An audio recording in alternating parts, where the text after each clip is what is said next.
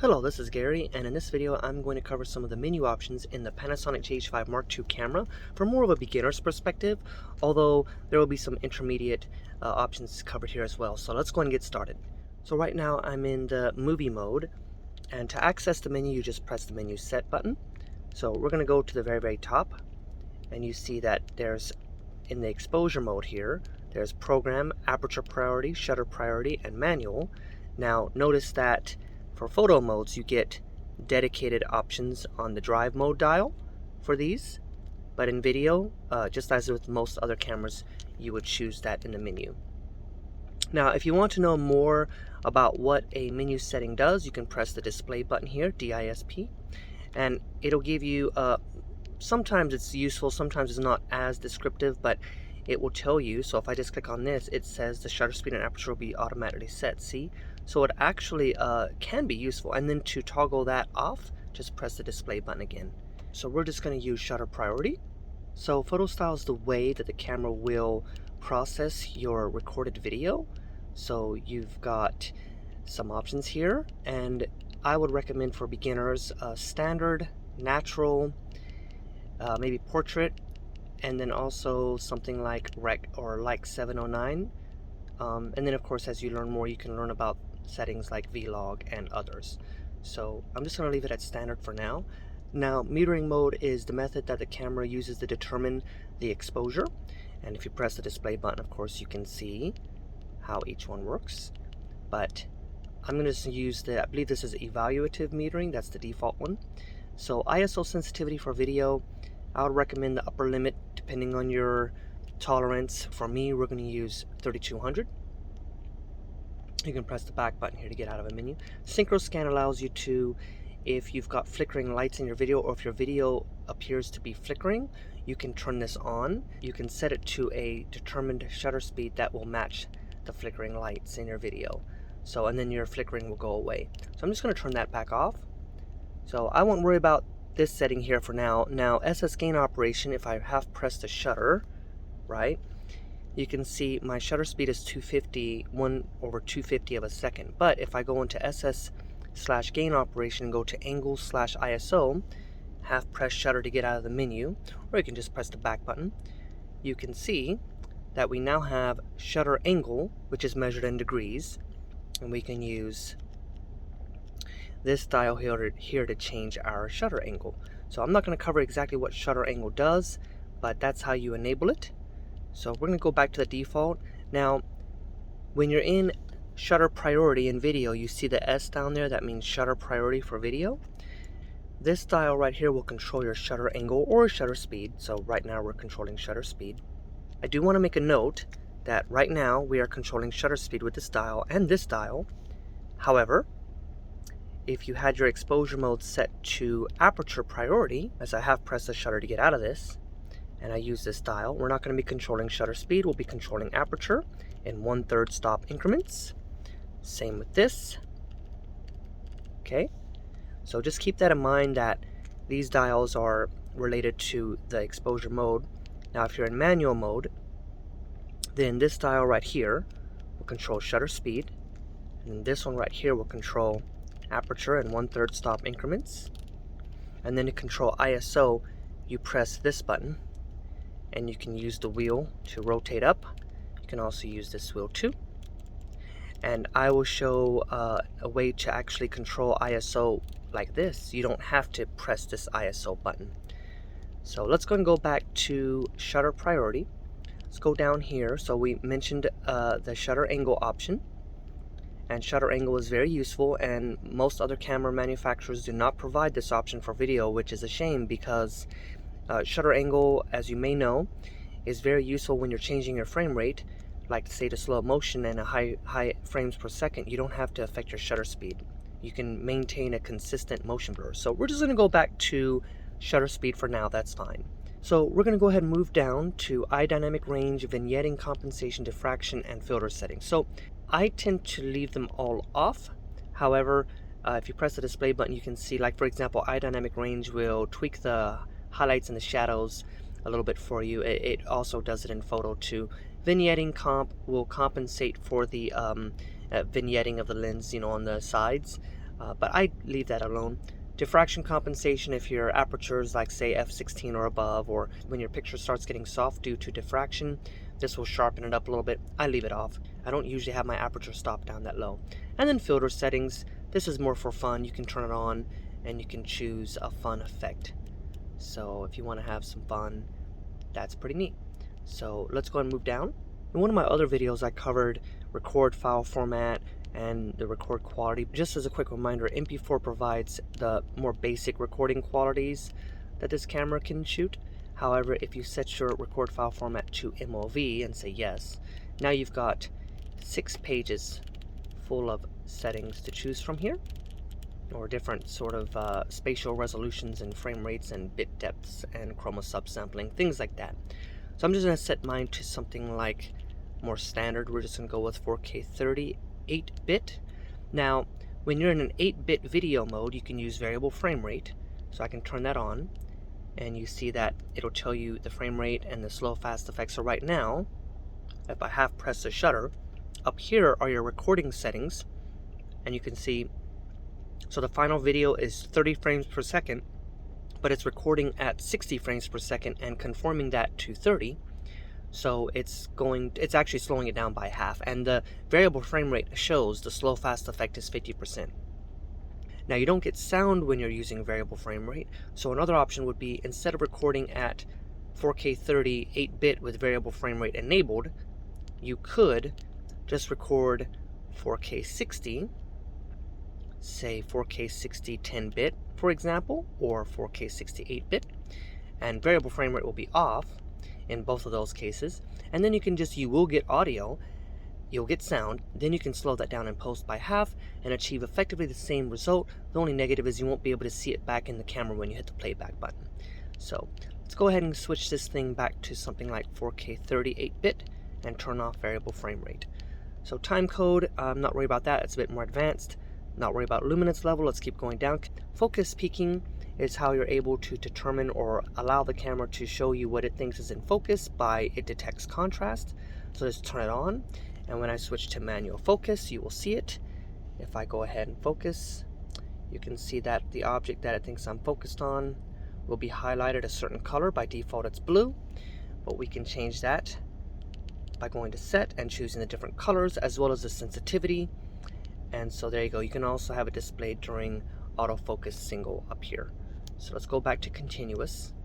So I tend to have focus peaking on, but that's how you control those settings there.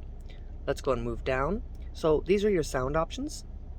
The first one is, you see right now we have no levels being displayed on the screen. We can go ahead and turn that on, and then half press shutter to get out. You can see now there's your levels. So on the Panasonic GH5 Mark II, you can now turn the sound record gain level to low, and then you can adjust, of course, using this dial here. You can adjust the levels.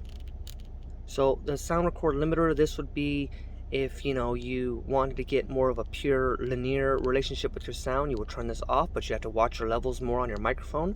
But if you wanted to tone down those higher highlights in your sound and not clip, then this would help with that.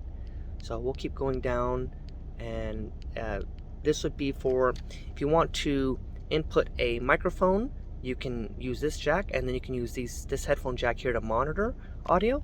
So the sound output, I'd recommend using record sound. There's a bit of a delay, but it'll let you hear the exact sound that's being recorded. So, and then of course you can choose the headphone volume like this. So let's go and move down. Alright, silent mode, you can just press the display button and see what that does. It turns off all of the different sounds, so that could be useful if you're recording video in a situation where you need to be quiet. So let's just turn that off. Image stabilizer. These are the stabilization settings. This is Boost IS. It was called IS Lock on the GH5. It's called Boost IS here. This is how you get your tripod-like video recording when you're handheld. It's very useful to know about that, but there's other videos about it. Okay, we'll just keep going down. Focus transition is a very cool feature. It was in the Panasonic GH5. And so this one, I can make a video about this in the future, but there are already videos about it. But you might want to try that out, especially if you're using these native lenses. It's very useful. And we've got loop recordings, things like that. Live cropping, we're going to skip that. It's not too important right now. We're back to exposure mode. Let's go to the next page. So ISO increments should be set to 130V. Extended ISO, I'd leave that off. So let's keep going down. I wouldn't worry about these too much as a beginner. Keep going down. So Q menu settings, that's the Q menu right here. When I press this Q button, it brings up all of these options. Well, you can control what's in there by going to the Q menu settings, and you can customize it for both photo and video, and you can choose one of two layouts. So if I go to customize for video, I can now select any of these options and choose any of these different options in there for the Q menu. So for that particular option on the Q menu. So there's a lot of customization there that you can do. So let's keep going down. FN button set will allow you to customize all the customizable buttons on this camera in either record or playback mode. I wouldn't recommend this for a beginner, but the more you get used to the camera, you can go ahead and start customizing some of these buttons if you like. And a tip about custom buttons is, if you want to customize this button is FN1, but you don't necessarily have to go into the menu set and go to FN button setup, go to record, and go find FN1. You don't have to do that.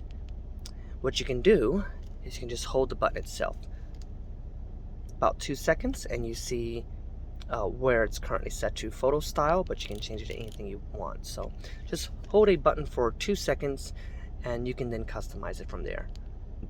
So now we're going to go to ISO displayed setting. If I press this button right here, ISO, you can see that if I use this wheel here, I can control this, but I don't have an ISO limit up there. I don't see it. So let me go ahead and get out, press menu set, go here, go to ISO limit, and over ISO, and then I can either press the back button to get out of the menu, or I can just press the shutter halfway.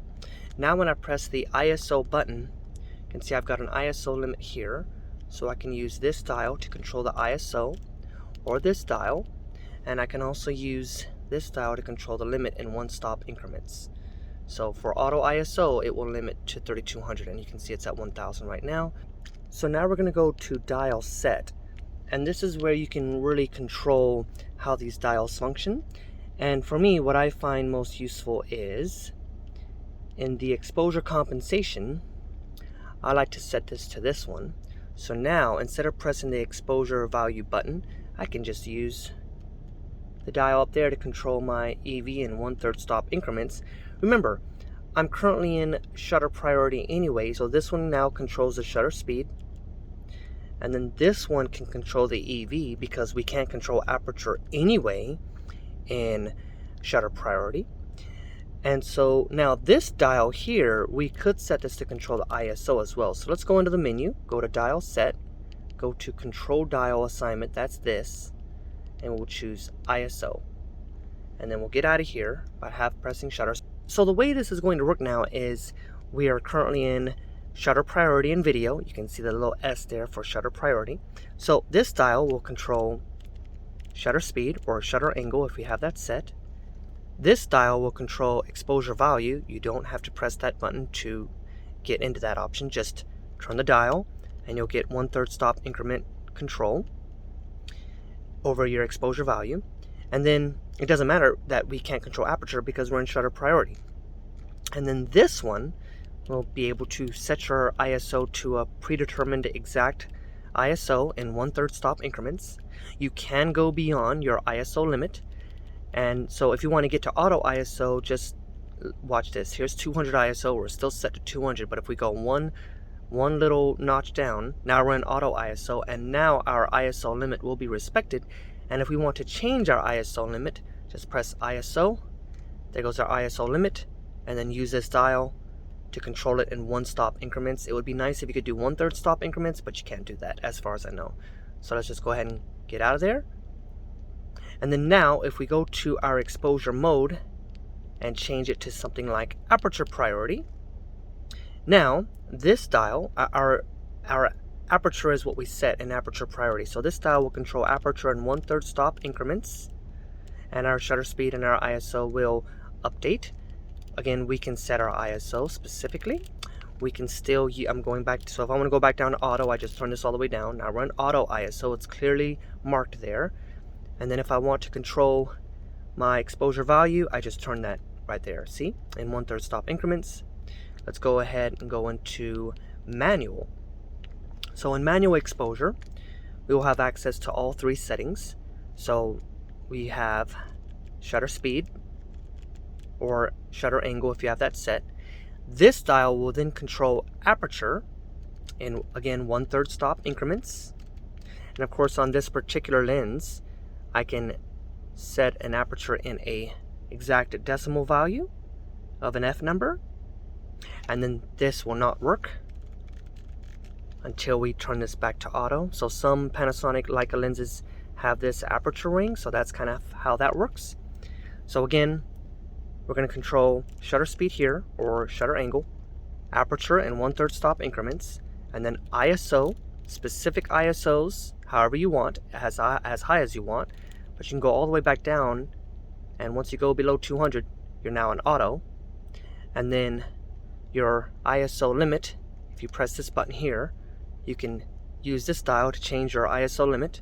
And then if you want to control exposure value when you're in manual exposure, you would then press this button.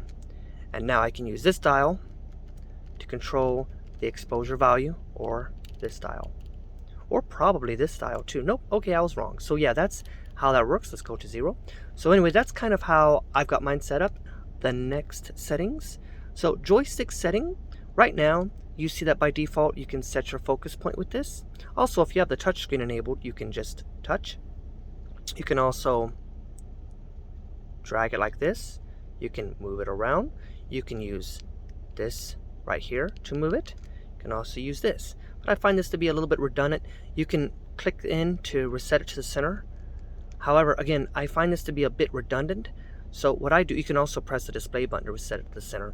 And you can even use this right here to make it smaller and larger. So what I find, personally, is if I go into menu set, the joystick setting, I personally use it for FN, which is a function settings. So now you have 5 custom buttons available for you on this joystick. You can have one assigned to the left, up, right, down, and in. So in order to get to that, all you would have to do is, if you want to assign a custom button to the inward, just hold it down for 2 seconds.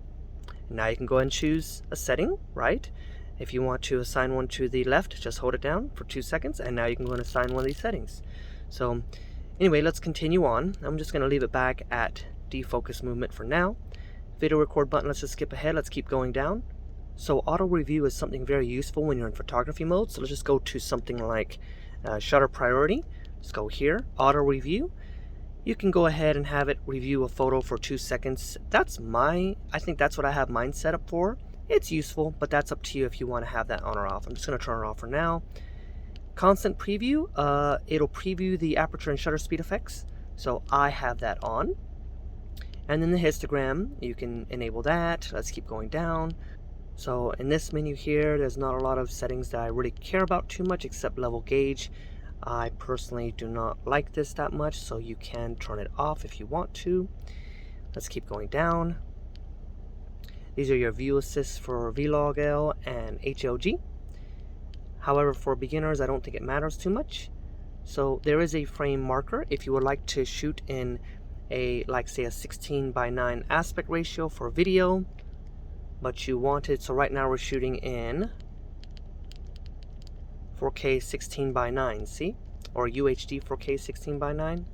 So we can go over to frame marker, we can go to set and change it to maybe a 2.39 cinematic aspect ratio.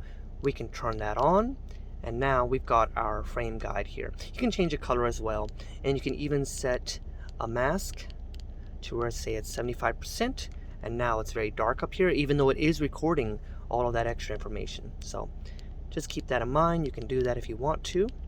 So let's turn that off, and now turn this off. Zebra pattern, you can have 2 zebras, and you can control how those will appear here. Okay, let's keep going down. Waveform vector scope. So I'm going to turn on the waveform monitor. You can make it bigger or smaller. You have 3 steps for that. And you can position it on the screen anywhere you want using this, or if you have the touchscreen enabled, you can drag it. I have it in the top corner, and I have it very small, and I just choose menu set. The vector scope, it only has 1 size, and so you can position it anywhere you want. Let's go and turn this off for now. Let's move on to red record frame indicator. So when you hit the record button, if you enable that on, when you hit the record button, you will see a red recording frame outline. And then also if you're doing live streaming, you can turn it on as well, and you'll get a blue one. So I'm just going to turn that off. Let's move on. So aperture ring increment 1/3 EV. This is the focus ring control that I've talked about a few times. So if you're doing video work, you could set this to linear. It doesn't work with every single lens, so you have to make sure your lens is compatible and that the firmware is up to date. So, but you can just choose the amount of throw you want for the linear focusing. It's still focused by wire, but it's fantastic. I use this all the time. So let's just set this back to non-linear for now. Let's keep going down. So I don't use extended ISO. We're going to keep going down. And so I'm going to just talk real quickly about the manual focus, the way it works. If you go into manual focus and you press this button right here, see how you get a little pop out there, how it shows manual focus. I press this with my finger, and then now I can go and get out. Now I press manual focus again, or my little focus magnifier, right? Now keep in mind that you can control this region like this. You can also reset it like that, and you can even control how big it is using this dial here. So I'm going to have press shutter to get out of that. So another thing is, so that's just very useful to be aware of there. Now when you're in an autofocusing mode, like continuous autofocus, pressing this button will bring up your AF modes. So if you want to turn on animal detection or human animal detection, you can just press this up, see the little up arrow, or you can just click it on the touch screen, but I'm going to use the up arrow. Now it says we're using human detection one area and then human animal detection. I'm just going to go back to one area, and you can control the AF area by pressing down here. Again, you can move like this.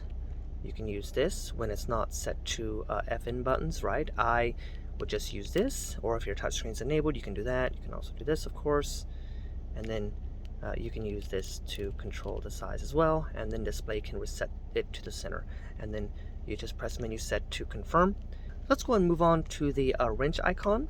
So here would be card format. So you can delete all of your videos and photos on the 2 memory cards. If you even have 2 of them inserted, you do not have to have 2 inserted, of course. This is how you control the double card slot functionality. So you can use relay recording, backup recording, or allocation recording. And the camera does describe how those work. I tend to use backup recording. So you can control how it writes to the cards and all that. Let's move on to power save mode. So if you want the camera to go to sleep or turn off the screen, things like that, you control it here. Move on to monitor settings. By default, the monitor backlight is set to auto, but if you're in a low light situation, you can always set it to maybe -3. When I'm outside, I have it on +3 all the time. Now, if you want to control the brightness of this viewfinder, you can just close the screen. If I go into the same menu, while you can't see it, it'll say LVF luminance. And now, I've got the same settings, see? So, auto, and then +3 to -3. So in order to control that viewfinder brightness, you have to actually be in the viewfinder. Okay, so now the eye sensor, this is very interesting.